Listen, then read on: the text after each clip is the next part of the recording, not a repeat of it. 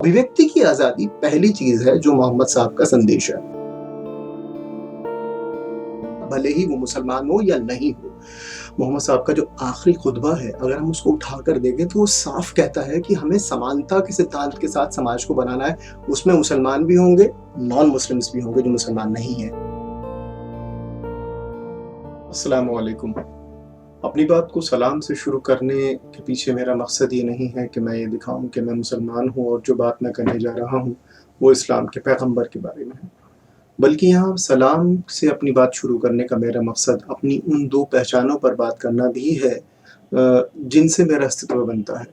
एक पहचान मेरे मुसलमान होने की है और दूसरी पहचान मेरे शोधार्थी होने की है, रिसर्चर होने की है। मेरी मुस्लिम पहचान मुझे बराबर ये बताती है कि जब भी मोहम्मद सल्लल्लाहु अलैहि वसल्लम का नाम आए तो मैं सल्लल्लाहु अलैहि वसल्लम का ज़िक्र ज़रूर करूँ, ताकि ये कहा जा सके कि मैं उनमें विश्वास रखता हूँ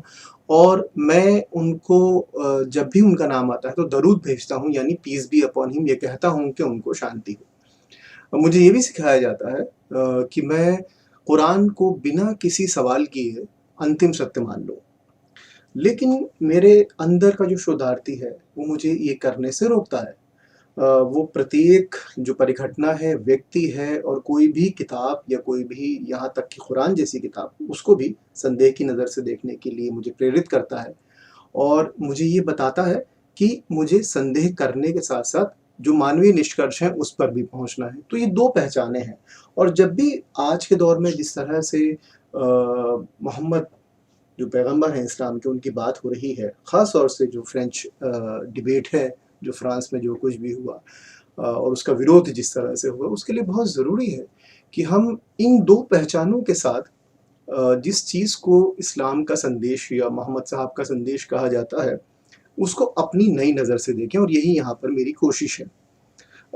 मैं इसमें फेथ वर्सेस रीज़न, यानी विवेक और तर्क एक तरफ और मेरी आस्था एक तरफ, मैं उस बहस में नहीं जाना चाहता और मैं ये आह्वान करना चाहता हूँ कि मैं क्यों ना हम एक काम करें कि हम मोहम्मद की क्या जो चरित्र है, उसको, और इस पर बहुत सारा लिटरेचर हमको मिलता है, उसको हम अपनी नई नज़र से देखें और वो नज़र ज़्यादा शोधार्थी की होगी तो हमारी बात अच्छी तरह से हम एक-दूसरे को समझा पाएँगे, उस पर ज़्यादा अच्छी तरह से बात हो पाएगी। अगर मैं शोधार्थी के रूप में देखूँ, तो मुझे 2 ऐसी चीज़ें नज़र आती हैं इस चरित्र की, जिनको कि हम मोहम्मद साहब का चरित्र कहते हैं, जो कि हमारे आज की दुनिया, हमारे आज के समाज, हमारे आज की समस्याओं के लिए बहुत प्रासंगिक हैं। पहली चीज़ है अभिव्यक्ति की आज़ादी, या जिसे मैं कहूँ कि धार्मिक स्वतंत्रता और अभिव्यक्ति की आज़ादी। मोहम्मद साहब की ज़िंदगी को अगर हम देखें, तो उसमें ऐसा लगता है कि ये उनका बुनियादी कमिटमेंट है कि अभिव्यक्ति की आज़ादी प्रत्येक व्यक्ति को मिलनी चाहिए। अगर हम आरंभिक इस्लामिक जो समाज था, उसका इतिहास उठाकर देखें, तो जो सहाबा-ए-किराम जो कि मोहम्मद साहब के कंपेनियंस थे, उनके साथी थे, वो बड़े क्रिटिकल सवाल पूछते थे, बड़े आलोचनात्मक सवाल पूछते थे और ये जो बातचीत का सिलसिला था, ये सिर्फ़ और सिर्फ़ उन लोगों के साथ में नहीं था जिन्होंने अपने आप को मुसलमान घोषित कर दिया था, बल्कि जो लोग उस समय तक मुसलमान नहीं हुए थे, नहीं होना चाहते थे और बाद में भी नहीं हुए थे, वो भी मोहम्मद साहब के पास आकर बड़े ही आलोचनात्मक सवाल पूछते थे, यहाँ तक कि उनसे बड़े ज़ाती सवाल भी पूछते थे। मोहम्मद साहब ने कभी भी उनका सर कलम करने के लिए नहीं कहा और उन्होंने वो बातचीत का सिलसिला जारी रखा, यहाँ तक कि उनके मज़ाक उड़ाने पर भी उन वो बातचीत का सिलसिला बंद नहीं हुआ। सुलह हुदैबिया एक बेहतरीन एग्ज़ाम्पल है हमारे सामने, बहुत बड़ा उदाहरण है। जबकि मोहम्मद साहब और जो जो लोग मुसलमान नहीं हुए थे, उनके बीच में एक बातचीत होती है और जो बातचीत करने वाली दूसरी पार्टी है, वो ये कहती है कि हम तो इनको नबी नहीं मानते, इसलिए सल्लल्लाहु अलैहि वसल्लम हम शब्द नहीं लगाएँगे।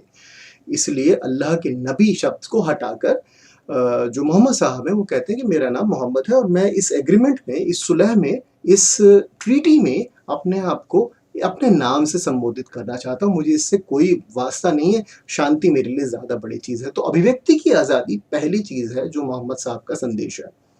उनकी दूसरी जो सबसे महत्वपूर्ण, जो एक शोधार्थी के रूप में और एक मुसलमान दोनों के रूप में मुझे बड़ी महत्वपूर्ण उनके चरित्र का अवयव लगती है,